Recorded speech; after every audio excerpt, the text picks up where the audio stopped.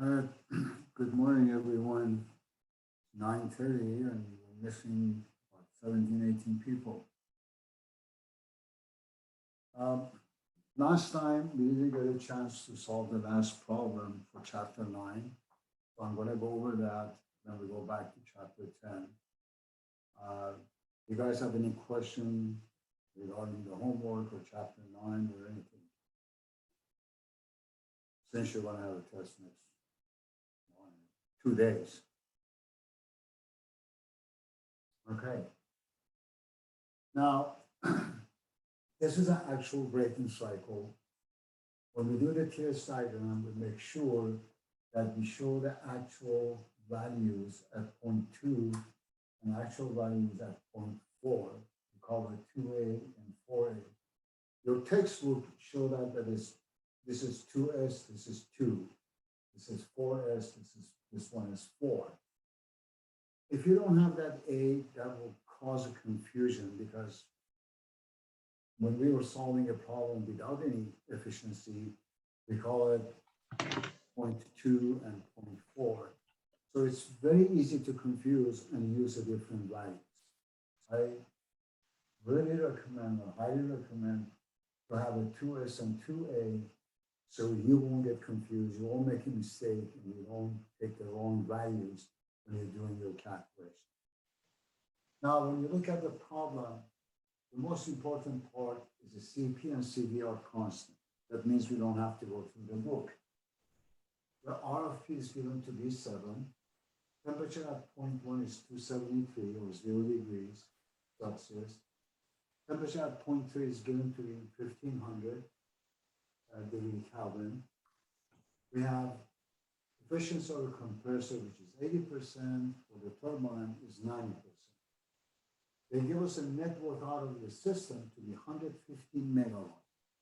They want us to find the mass flow rate and the volume rate at point 1. Now, first thing we do, we find other parameters around the cycle. So we have T1 and T3. So what we need to do, find T2 and T4.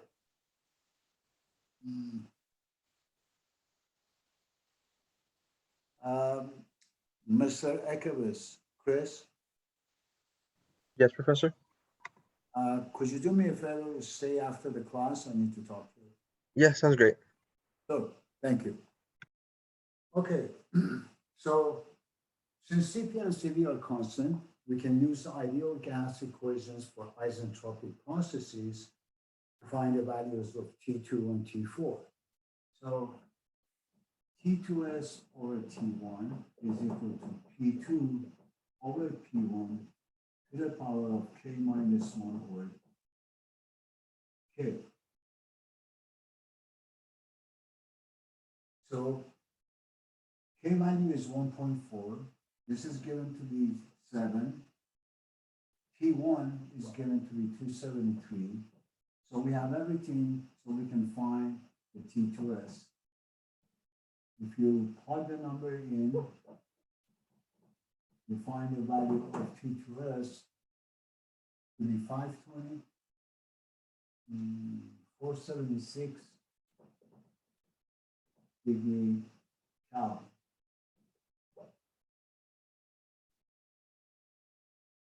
However, this is for isentropic. We don't want that. We want to find the T2A. Now we know that efficiency of the compressor, the work of the compressor, isentropic divided by work of the compressor in actual situation. Now, work of the compressor in isentropic is mass times CP times T2S minus, oh, I'm sorry, there is no mass.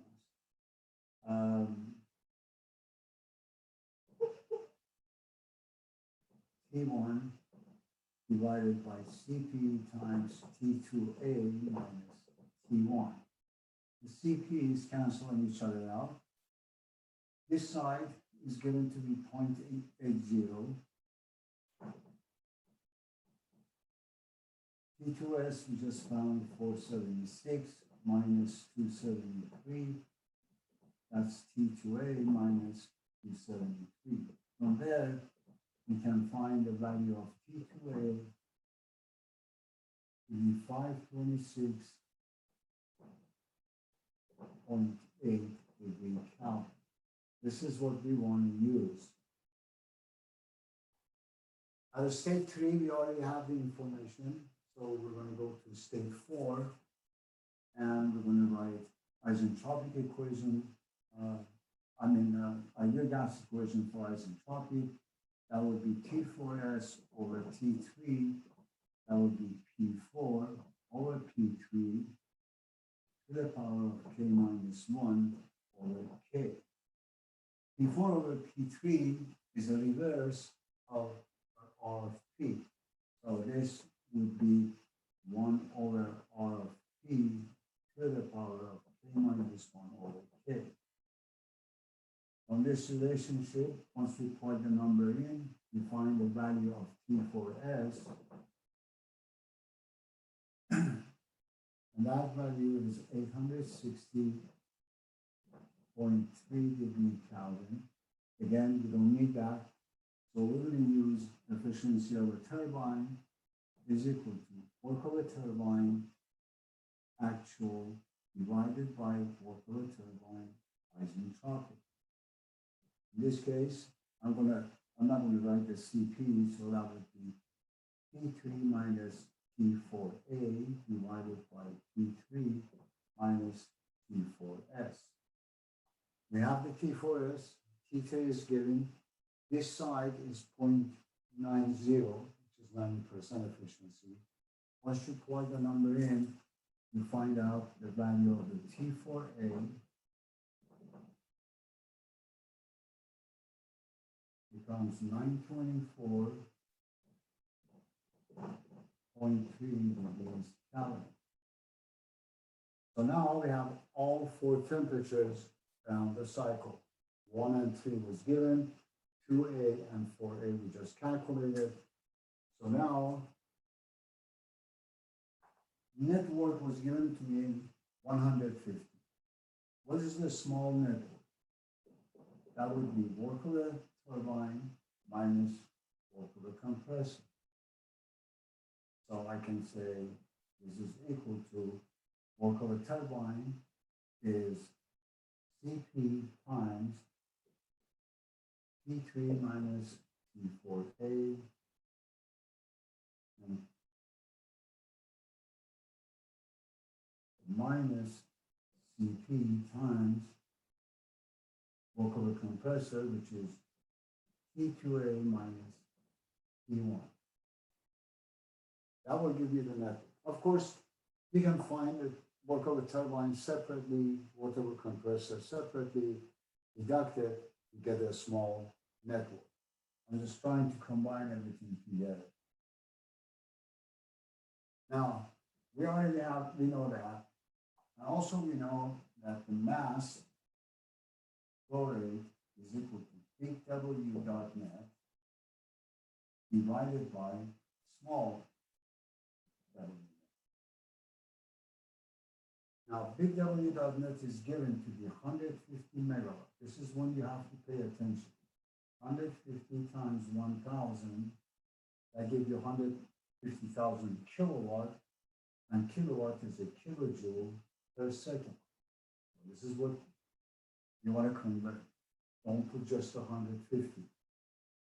Divided by this. So I can factor out the CP and have T3 minus T4A minus T2A minus T1. Now I'm looking at this. This is given. CP is 1.005. T1, T2A, T3, T4A. I have all these 4 values. If I plug number in from here, I can find the mass of air to be equal to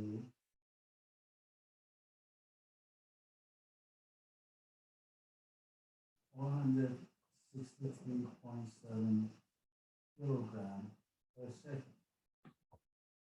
That's part A of the problem. find the value of volume rate at 0.1, we go back to our ideal gas equation. We know that PV is equal to RT. Pressure at 0.1 is given to be 100 kilopascal. I forgot to write it down.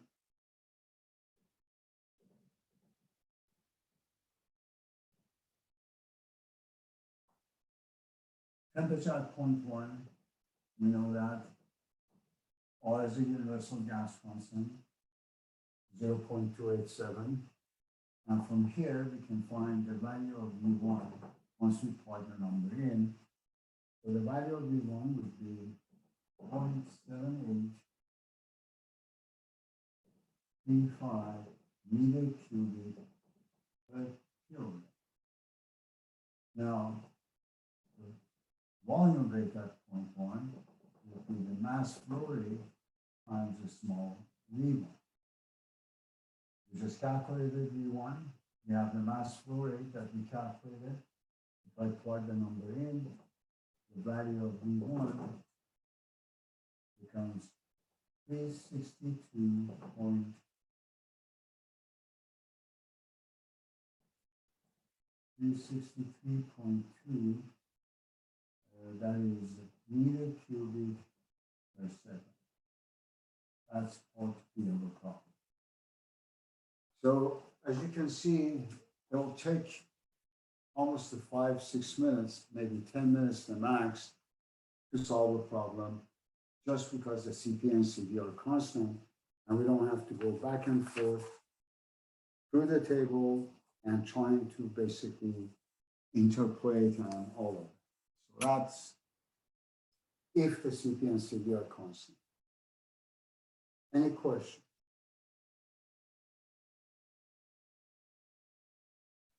I'm going to give you a hint that becomes very valuable.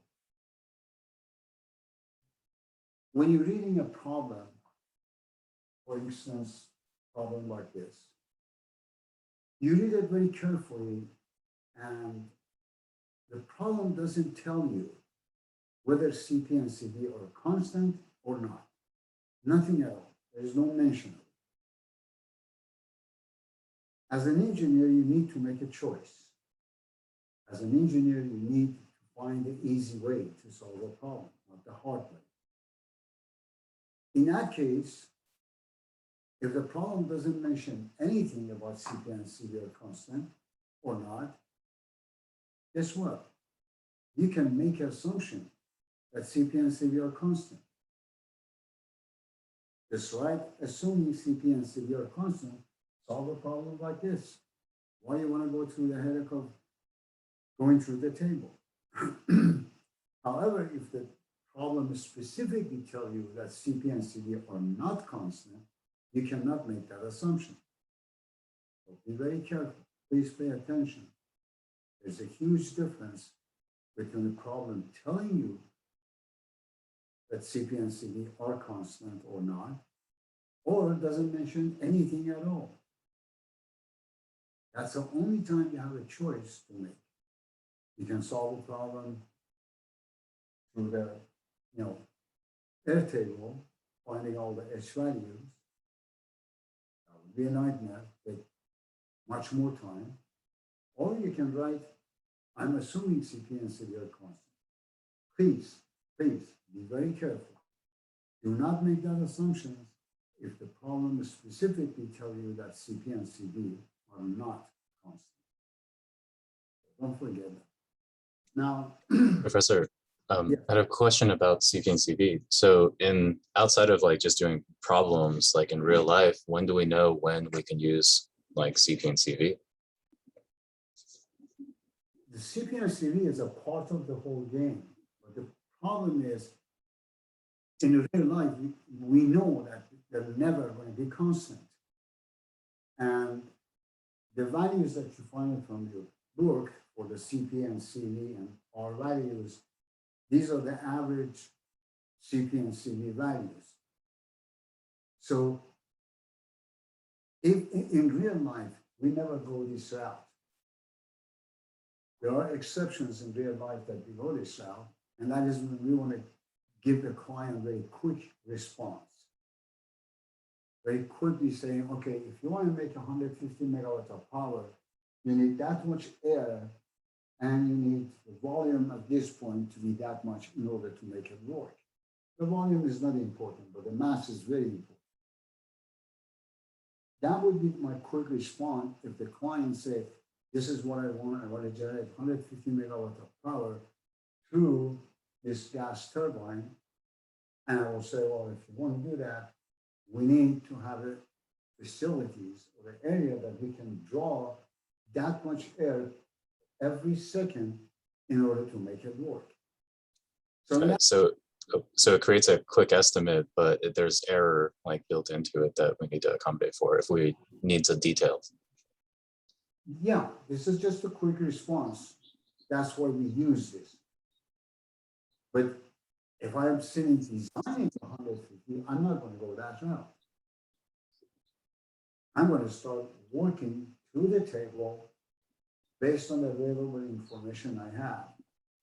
The only available information I have is the temperature outside. That's it. I don't even have that temperature. So the way we do it, we make a guess for temperature at 0.3, and we play it through a computer, goes through the loop, change the value of temperature at 0.3 until I get 150 megawatts. Then that temperature will be identified. Then based on that temperature, I get the H values, I find all the H values, then I find the network, and then I found the mass of air that I need. But that's real life, so you don't have to worry about that. But again, we usually make those assumptions that CP and CV are constant. We give a quick response, which is, the numbers are pretty close. This is not accurate, but pretty close. So if I tell the client we need 463, kilogram of air per second, in reality, I'm not going to tell him that. I'm going to tell him you need 480. Because I know if I calculate it in real life, this number is going to be different. But this gives me the chance to have a quick response to the client, rather than spending a lot of time chasing my tail. That's the only time we assume CPS to be a constant. Otherwise, we just got to go through the loop. Okay, thank you. No problem. Any other questions? Don't forget, on Wednesday, we get the test at 9:15 in the morning, and you're uploading it at 10 o'clock. Please, if you upload it at 10:01, I'm sorry, I'm not connected with paper, and you're going to lose the point. So you need to learn to be on time for a change. Like, you come to a class late, it's okay, doesn't bother me. But if you submit your, test late, it means you really don't care. And if you don't care, why should I care? So I won't correct your paper. I have given you this warning over and over and over. So please be on time. Going back to chapter 10,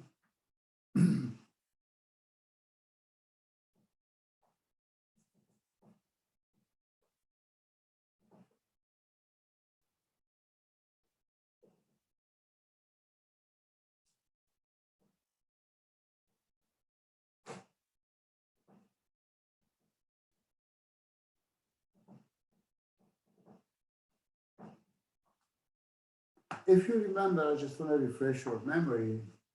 Oh, refreshing your memory.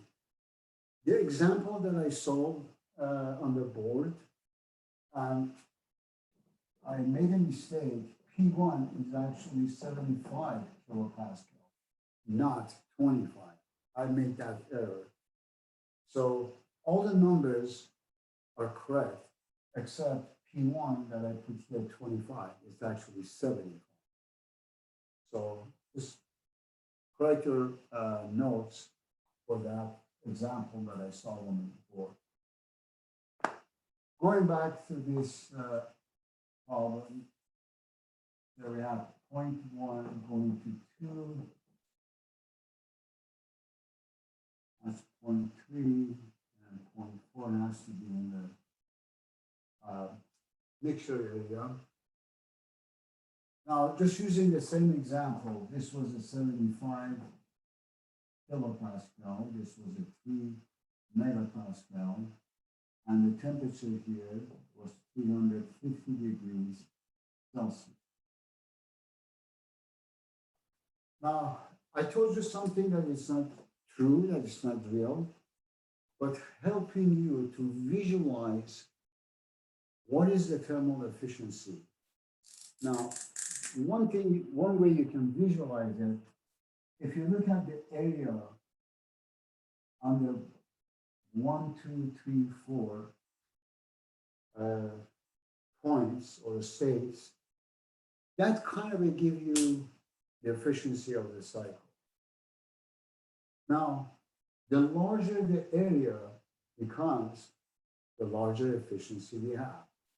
Again, this is not true, this is not the fact, this is just for you to visualize so you can understand it better.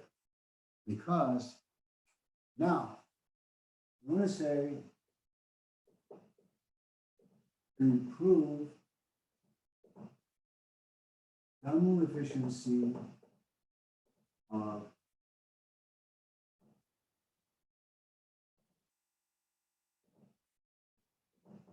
Rankine cycle.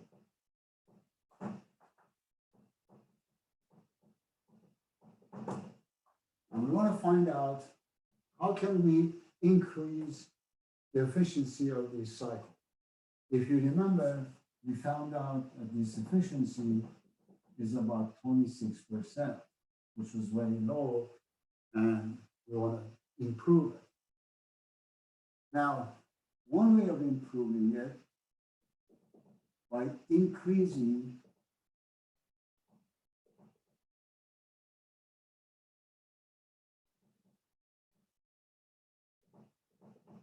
boiler pressure.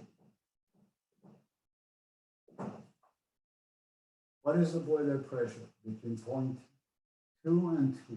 This is our boiler.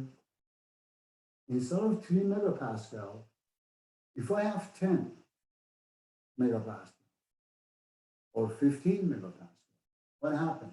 This line was way up. Therefore, I have a larger, area. So my efficiency will go up. So that's one way. Other way is increasing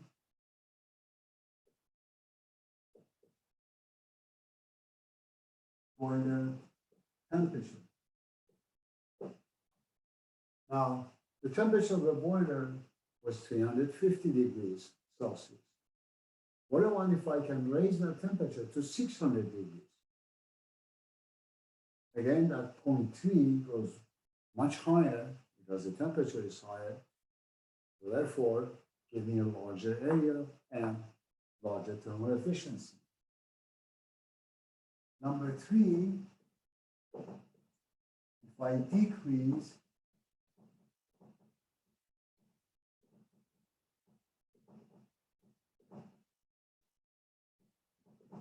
condenser pressure. Now, this is 75 kilopascal. That's a very high pressure for condenser. So if I bring it down to 10 kilopascal, guess what? This line is going to come down. So this imaginary area, it's going to be larger. So these are the 3 ways I can improve this. What about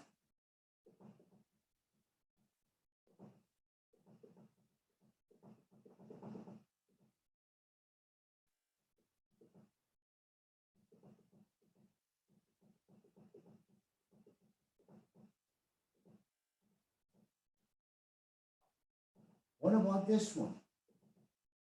The important one. What about the combination of all these 3 points? Doing all of those 3 simultaneously. Increasing the boiler pressure, increasing the temperature, decreasing the condenser pressure, all at the same time. If I can accomplish that, then I'm in a great shape. So that's how we can improve the efficiency or thermal efficiency of our cycle. Any question?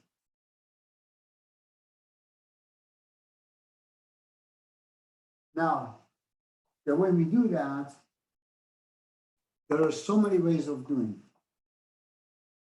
Now, number one is called reheat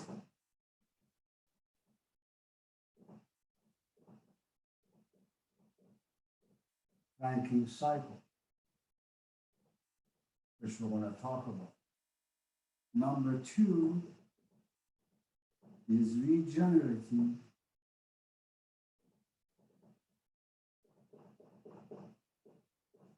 Rankine cycle. In this case, there are two ways that we can do that.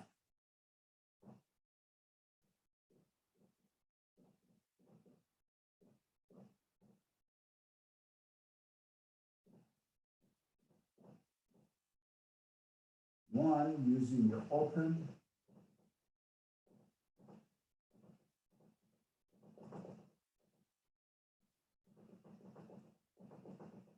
feed water heater.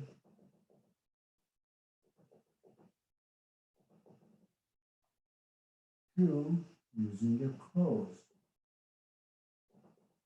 feed water heater, which we're going to talk about all of this. So for now, I just want to. Number three is a combination of 1 and 2.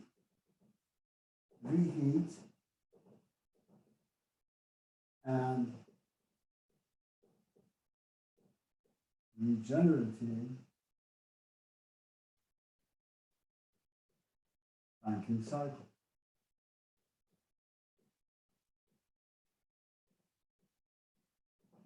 Meaning combining number 1 and 2 together. Number 4, we call it cogeneration.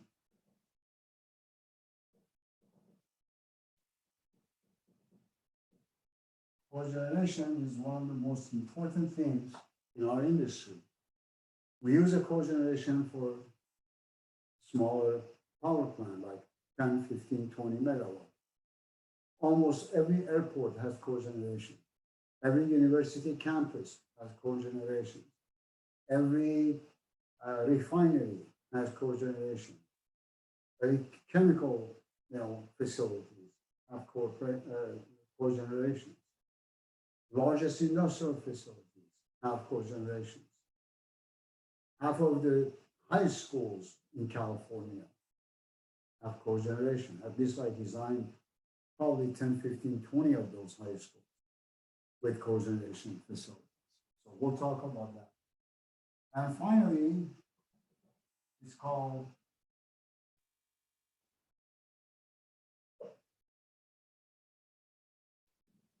combined cycle.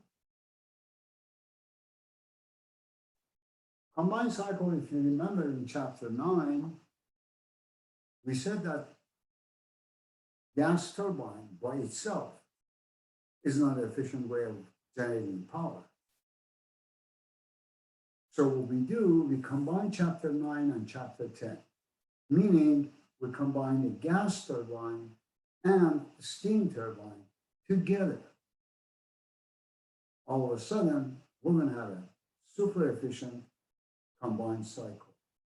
So for chapter 10, these are the things that we're going to go to 1 through 5. I'm going to go to it. I'm going to do the example so you can really understand. And that's how we're going to increase the cycle. By the time you get to number 5, chapter 10 is completed. Any questions so far?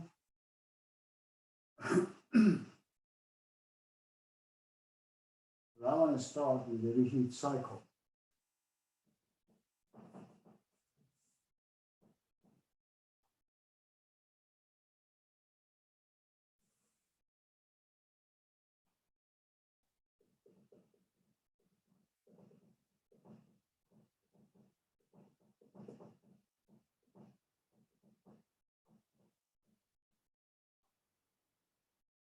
Is it okay 5 days always?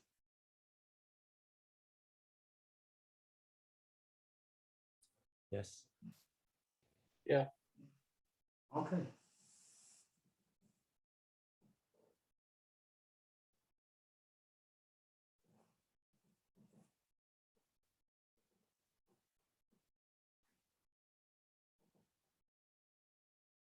Now, if you remember, we said that the principle of the ranking cycle, or the main characteristics of ranking cycle, is that you have two isentropic processes that's given, all compression, all expansion, isentropic. We talk about it in chapter 9. It's true in chapter 10, and it's going to be true in chapter 11. All heat addition and heat rejection going to happen at constant pressure. So no matter what we do to this cycle, the basic principle remain the same. So remember that. Now, I'm going to have my boiler.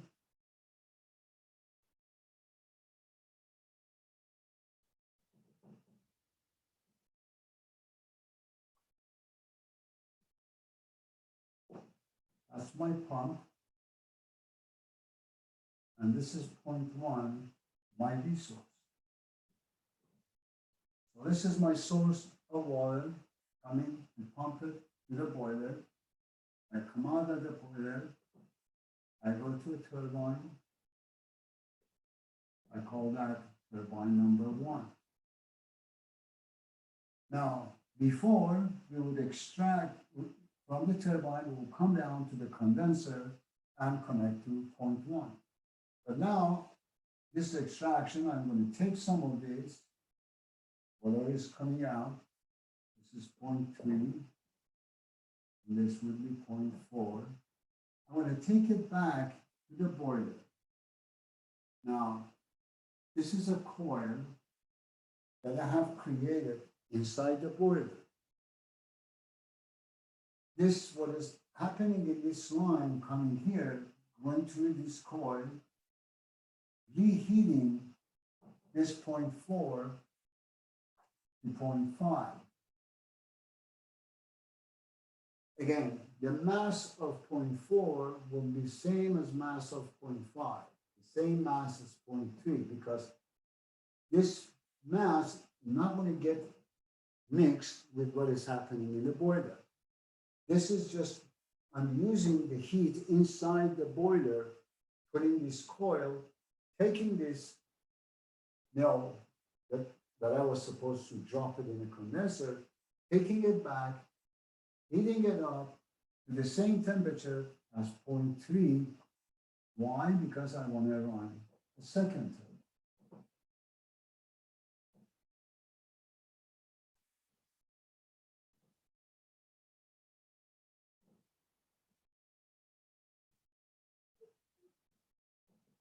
Turbine 2. Now I can go my condenser and then connect back to 0.1. So that's all I did. Now, this is my Q out. Hasn't changed. This is the work of a pump.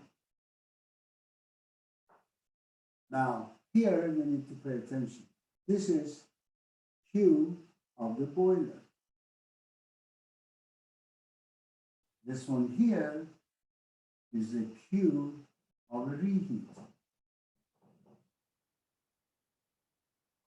This would be the work of a turbine 1, and that's work of a turbine 2. So as you can see, what I did with one pump, one work putting into the system, I get 2 work of a turbine out of the system. So I'm increasing the amount of work that I'm getting. Therefore, my efficiency is going to be much higher, using the same amount of fuel that I was running the boiler. You guys get the point? Are there any questions? Professor, is there a state 6 between T2 and the condenser? Oh, sorry, yeah. This would be a state, thank you.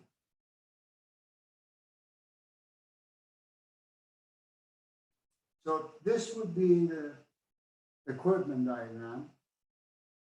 As always, as you've seen before, we call this one is a high pressure turbine, and this one is a low pressure turbine. Again, we can only have 3 of those, which is a normal. It's a 1 unit with a 3 section, high pressure, mid pressure, low pressure. That's the only thing. We cannot do 4 or 5 or 6. It's the 3 of them. More than that doesn't make any sense.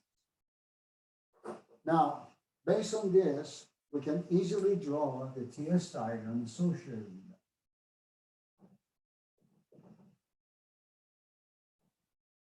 Now, at point 1, I'm on the saturated liquid line, going to point 2 for work of a pump. Then at 2, going to boiler, right here. That's point 3. Now I'm coming down to point 4 as a turbine number 1. So this becomes point 4. Isentropic. Then I heat it again. That means I'm going back up to point 5. At point 5, I drop coming to the condenser.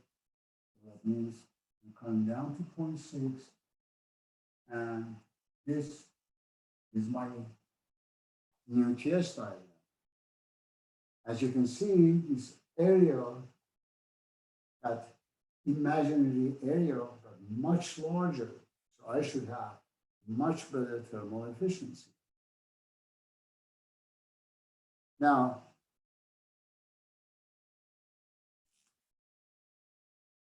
again, here would be work of a pump. This is work of a turbine 1, work of a turbine 2,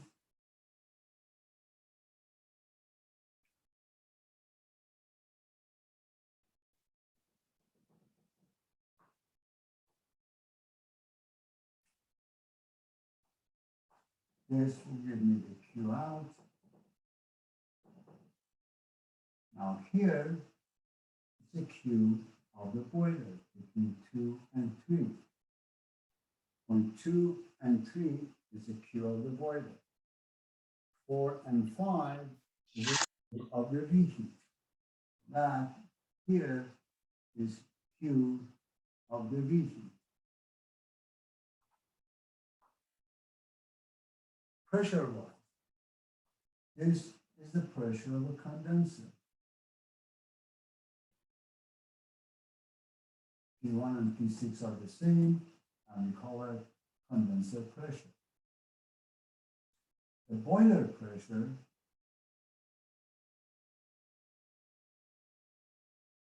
is P2 is equal to P3. Now, the reheat pressure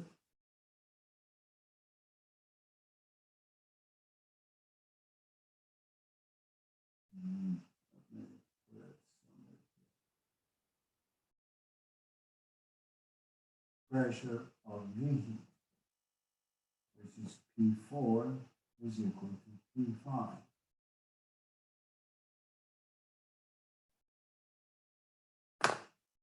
So all heat addition, heat rejection happen at constant pressure. All compression and expansion happen isentropic. Simple as that. Now, get used to the boiler pressure, boiler heat, because that's some of the problems you're going to see. It says the condenser pressure is so-and-so, or a boiler pressure is so-and-so. But you'll see that when you solve your actual problem. Now, as far as the processes, again, we have three, in this case, isentropic processes and three constant pressure processes. So the basics and the principle of the Rankine cycle remain the same. Now, how about finding various energy values around the cycle? So work of the pump is H2 minus H1. Work of a turbine is the work of a turbine 1 plus work of a turbine 2. Now, work of a turbine 1 is H3 minus I'm sorry. Yeah, H3 minus H4 plus the second turbine, which is H5 minus H6. So that's a total work of a turbine, since we have two of them. My Q in going to be equal to the Q of the boiler plus Q of the reheat. Because I have one Q here and one there. Therefore, my Q of the boiler would be H3 minus H2 plus H5 minus H4.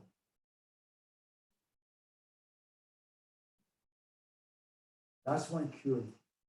Most of the time, I see people making mistake because they assume this is a Q in and they forget about Q reheat. If you do that, everything that you've done, it's all going to go down the trash after that point. So be very careful, pay attention that now you have two Q, one Q of the boiler, one for the reheat. You add them together in order to get your Q in. And finally, Q out. Q out is H6 minus H1 across the condenser equipment. H6 minus H1.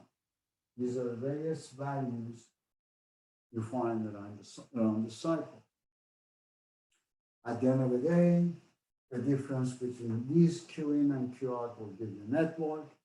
Difference between work of a turbine and work of a pump is still going to give you net work. And thermal efficiency, net work divided by Q in. Those things never changes, always the same.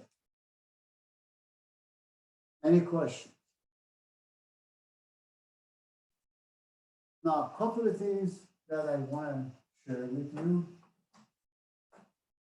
my personal experience.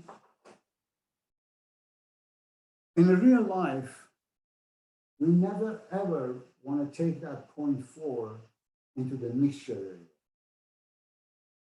Now, what's the reason for it? Because if 0.4 comes all the way down here, this coil, I have to reheat it so much to bring it back up again. And that defies the purpose.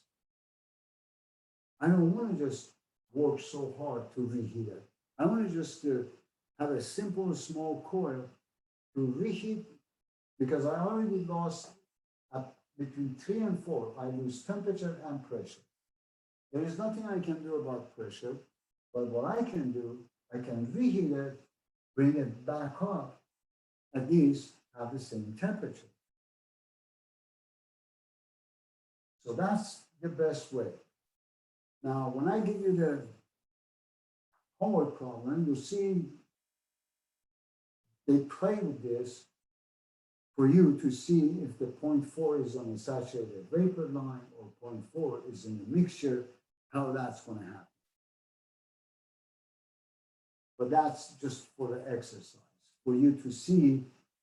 It will just to be a waste of time if you bring your 0.4 down in this area.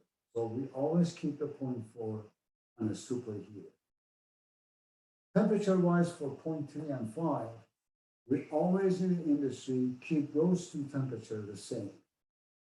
Again, when I'm giving you a homework, you'll see the temperature between 3 and 5 is a little different. And that's intentional from my part for you to see if the temperature of 1.5 is lower, what would be the effect on the final thermal efficiency. So we can play those games here, but in general, that's what we do. We keep the temperature at 3 and 5 the same. We keep the 0.4 on the superheated to have the best possible efficiency. Any question?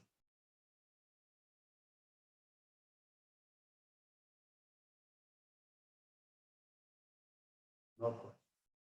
Okay. Now, just for FYI, what happened if I had 3 turbines? That means instead of going down here, I have to come back to the boiler, reheat it, and go to the, third turbine, and then go to the condenser. So in this case, my 0.6 will be here, going back up again to 0.7, and down to 0.8, and I'll fix my TS diagram to make sure that 0.8 is going to be on the mixture. So in case we have 3, so that means we come down 3 and 4, 5 and 6, then go to 7 and come down to 8. And that would be basically 0.6 coming here, 0.7 going that direction, 0.8 going to the condenser. If that was the case, that we had 3 of them. And in that case, here, total Q in would be Q of boiler plus Q reheat 1 plus Q reheat 2. So that means you have 3 of those to add to make it Q in. Similarly, work of a turbine would be work of a turbine 1 plus turbine 2 plus turbine 3. Your Q out would be H8 minus H1, not H6. So the work of a pump still remain the same, 1 and 2. That's just something for you to think of. Any questions?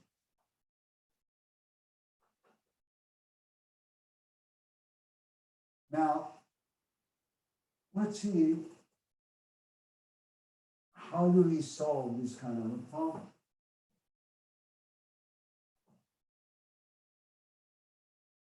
Let me see if I have.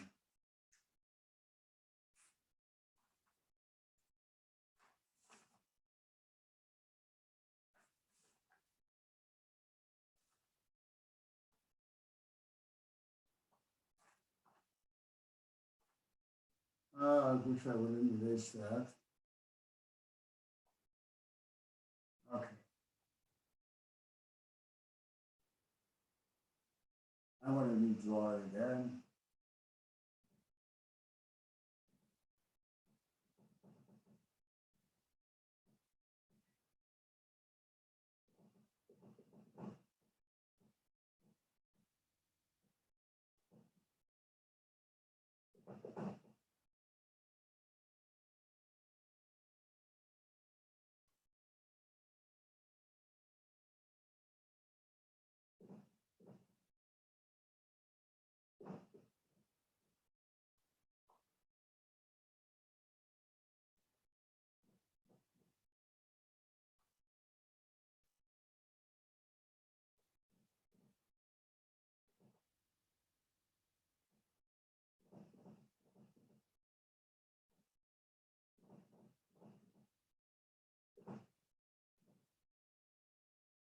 So our TS diagram remains the same. That's the equipment layout. Now let's see, doing an example. So I'm going to write the values here. And I want to change the TS diagram.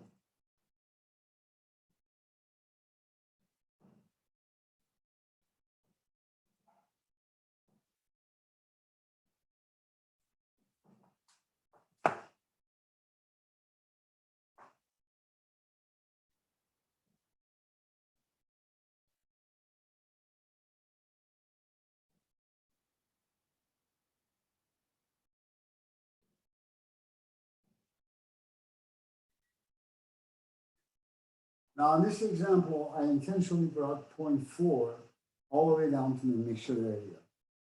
And you'll see the effect of that.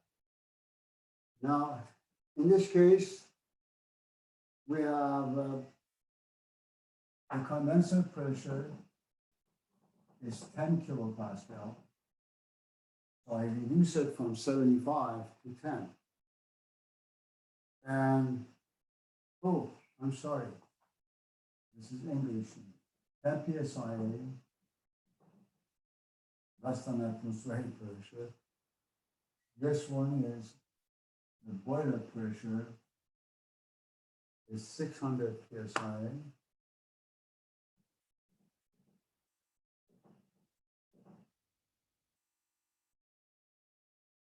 And the pressure here, reheat pressure, is 200 psi. The temperature at point 3 and 5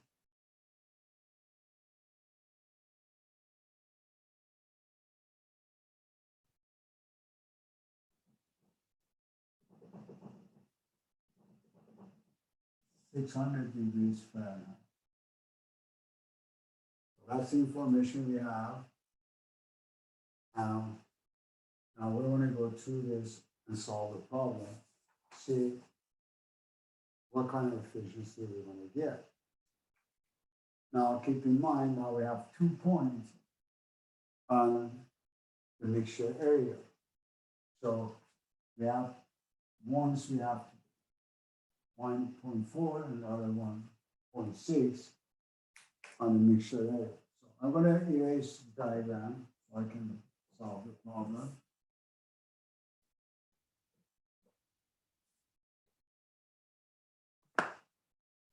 Now the state one, we have P1 equal to 10 psi, and I have X1 equal to 0. So I go to the saturated liquid table, I find H1, which is H of F, and V1, which is V of F on that table. Now the value of H1, if you look at your tables for English unit, that becomes 161.25 BTU per pound mass. And V of F would be 0.01659 cubic feet per pound mass.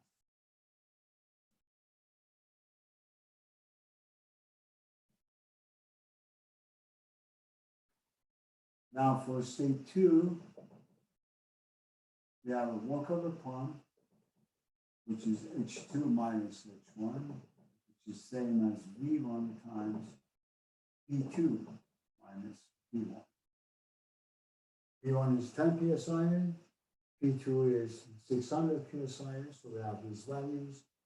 We already know V1, H1 we already found it, so only unknown is H2. Once you plug the number in, the value of H2 becomes 163.06 BTU per pound mass. Before I go further, I check. I was being told that the work of the pump is very small. When I look at it, this is about like 1.81 difference between H2 and H1. So that makes sense because I know that work of the pump is very small amount, so I'm in the right track. Now, going to state 3, at state 3, I have P3 equal to 600 psi, and temperature at point 3 is 600 degrees Fahrenheit. Now I go to superheated table and I find H3 and S2. Now the value of H3 is 1289.9 BTU per pound mass. And the value of S3 is 1.5 B25. That's BTU per pound mass degree Rankine. That's the unit for it. Now, going to state 4, I have P4 equal to 200 PSIA, and S4 is equal to S3 equal to 1.5 B25. Right here, S3 is equal to S4, S5 is equal to S6. So now I'm using this two-pointer reference back to saturated table. Now I find S of F of G, H of F, H of F of G.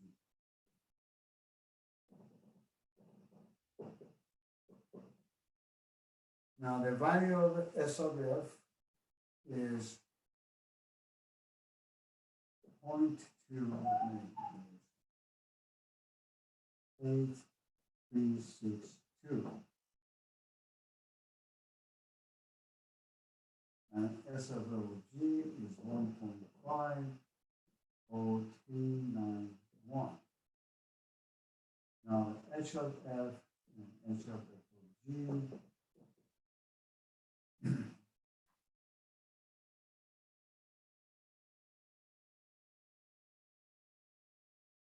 H of F is 161.25. This is 981.82. So now that, excuse me, I guess I made a mistake. Okay. I put values of 0.6 here. I'm sorry. This would be 0.54379, 1.00239, H of F would be 355.46, and this would be 843.22. Now from this side, I will find the value of X4, and from here, using X4, I find the value of H4. So X4 is equal to S4 minus S of F divided by S of F of G. S4 value is the same as S3. I have that. S of F of G is here. S of F is right there. Once I plug the number in, I find the value of X4.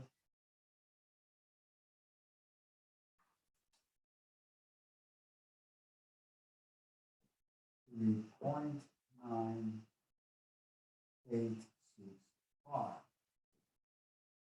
That's the value of X4. Now, H4 is equal to H of F plus X4 times H of F of G.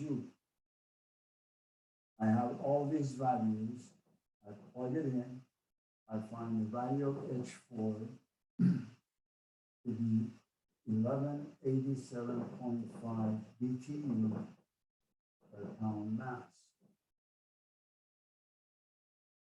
Now I go to state 5. At a state 5, I have P5 equal to 200 PSIA, and T5 again is 600 degrees Fahrenheit. Once again, I go to superheater table. And this time I will find H5 and S5. The value of H5 is 1322.2 BTU per pound mass. And this would be 1.6771 BTU per pound mass degree Rankine. So that is my H5. So the only thing I left given state 6. Now, this one I have P6 equal to 10 psi and S6 equal to S5. Based on that, I will find S of F of G, H of F of G. H of F is the same as my H1. So that's 161.25 because they're in the same pressure line. Now the S of F in this case would be 0.28362. This one is 1.50. 391 and H of F for G would be 981.82.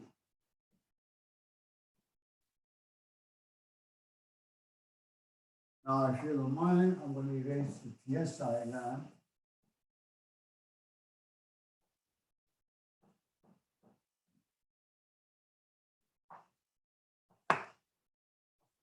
So now X6 is equal to S6 minus S of F divided by S of F of G. I have all these numbers because S6 is equal to S5. That I found at a state 5 right there. So with that, I will get X6 to be 0.92266. That's the quality. Oops. 1 minute. That's the quality at 0.6. Now I can write H6 is equal to H of F plus H6 times H of F of G. That will give me the H6 value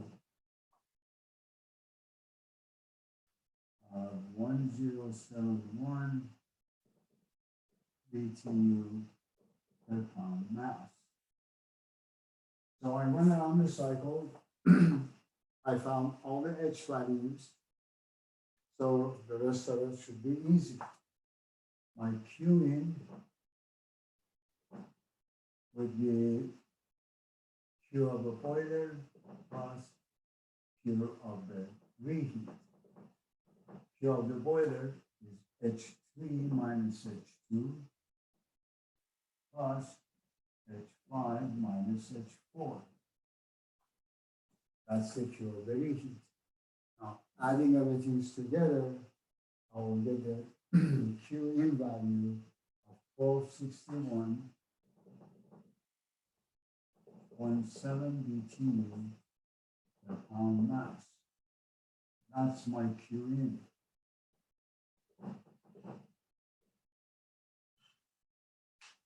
I want to find the Q out is H6 minus H1. Once you plug the number in, you get 909.7 BTU per pound mass.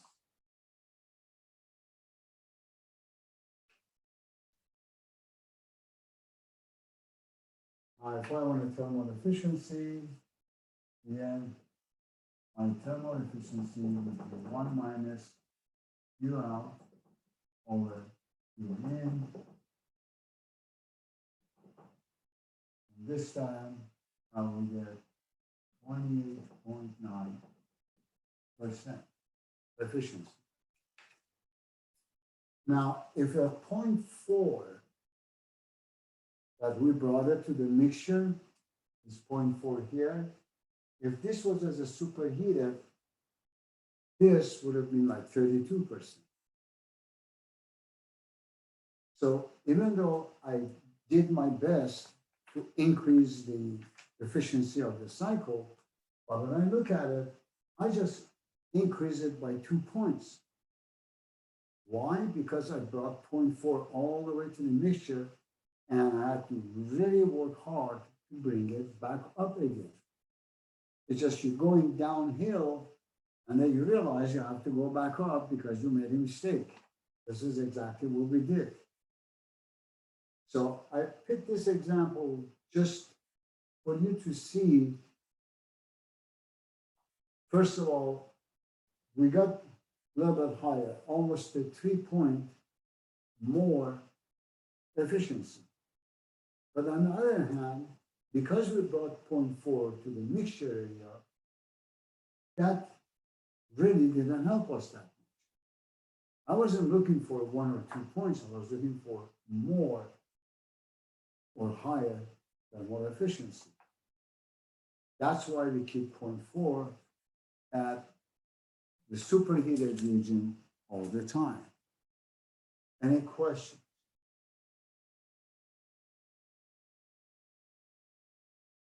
Please don't hesitate. If you have any questions, feel free to ask. That's what I'm here for.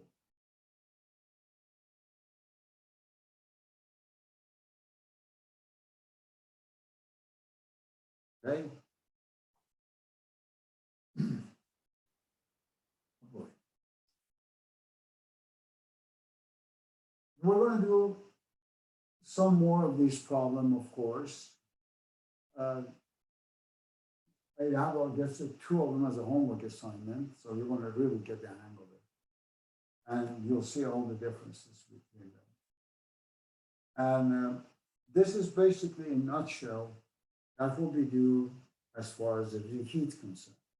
Now, the next topic is a regenerative cycle, which only 5 minutes left. I gotta give you guys 5 minutes break and bombard you with a whole bunch of stuff that's going to be hard to digest in one day. Okay, if you don't have any question, before you guys leave, oh my God, 8 people didn't show up. That's bad. That is really, really bad. I'm going to look into it. For those guys that decided not to show up, you guys are going to have a problem.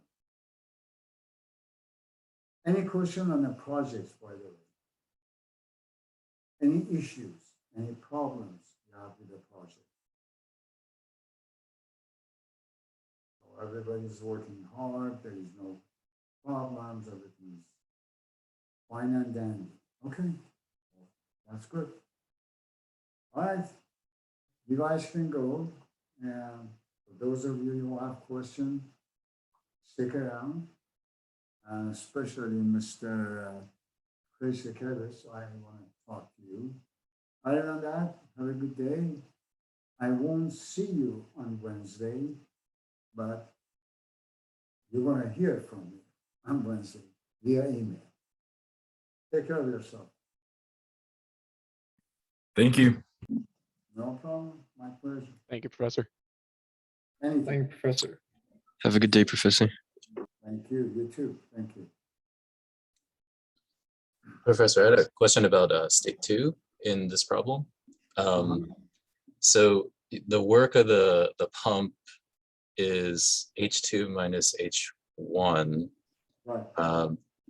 That, I guess, why is that H2 minus H1 is the, oh, okay, that makes sense. And then, so I guess I don't understand why the volume times the pressure would equal to H2 there. Go back to your thermodynamic 1. Mm-hmm. What is a flow work? flow work is pressure times volume. The work of a pump is whatever the volume you have at the base times the delta P. You want to take the pump, you want to take it, let's say 20 psi water and make it 100 psi water. So that's the delta P. That's a head pressure for the pump. Oh, that makes sense. See, it says the flow work of the, okay, got it. Yeah. Okay. It's a flow work, and you've seen that in your fluid dynamic, and it's also thermal one. Mhm. Okay. So that's given. So rather than going through the headache of finding S1 here, putting S1 equal to S2, and then go to table and interpolate to find H2, this is an easy way out of the system. That makes sense. This is the easy way. This is work of a pump, which is the same as this one. So I calculate this, put it equal to that. So I can find H2 value. Okay, got it. Yeah, I think I would have just looked up the S value because it's an isentropic No, process. that would be waste of time. That's Okay. what we don't do that. Again, keep that in mind. You're trying so hard to find the hardest way to solve the problem. That's going to be a disaster for you in the I think we choose the hardest way until we understand the problem well enough to find the simple way. Because No, we don't choose to find the No. hardest way. We want to find the most simple way. You are absolutely wrong. Right off the bat, you choose the easiest way out, not the hardest way, go through it and then find the easy way. Oh no, I understand from my perspective where I am looking for the easiest way, but because I don't fully understand it, I complicate things, and that's No. the problem. No. Again, you're not giving yourself enough credit. What's not to understand? Work of a pump based on your thermal, flow work, thermal one, or fluid dynamic is a volume times the head pressure. And the head pressure is a delta P, P2 minus P1. What is so hard not to understand? You're not giving yourself enough credit, my friend. You've gone through this, you've seen that. This is nothing that I just grab out of a thin air and put it there. It's a real fact, it's an equation. And I'm using it to my advantage. In your case, you're going to use it to your advantage because it's quicker, faster, easier way out. Mhm. And that's your job. Got it. So nothing is hard. Absolutely not. Please don't bring yourself down. You're much smarter than you think. Think outside the box. Give yourself a credit that you know all of this, and that's the best way of doing it, and you did it. That's it. Don't look at the other way around. It's an old cliche of not looking at the glass half empty, look at it the half full. In your case, you keep looking at the half empty glass. Why? You're always looking at the hardest part. You're reading too much between the lines. Thermodynamics is an easy course. It's really not a rocket science. It's a common sense. You all have a great common sense. Otherwise, you wouldn't be here. You all are smart. Otherwise, you wouldn't be here today. So if you go back and give yourself a credit that you're smart enough and you can, that's your job, to find the easier out. Okay, what's the easiest way to find the work of a pump? Well, I remember in thermal one and the fluid mechanic said, well, volume times delta P give you work of a pump. Great, I use that. My instructor is stupid telling me to find S2 and then go through the interpolation to find the H2 value. I can use that. and show him that he's wrong and I'm right. That should be your attitude. Got it.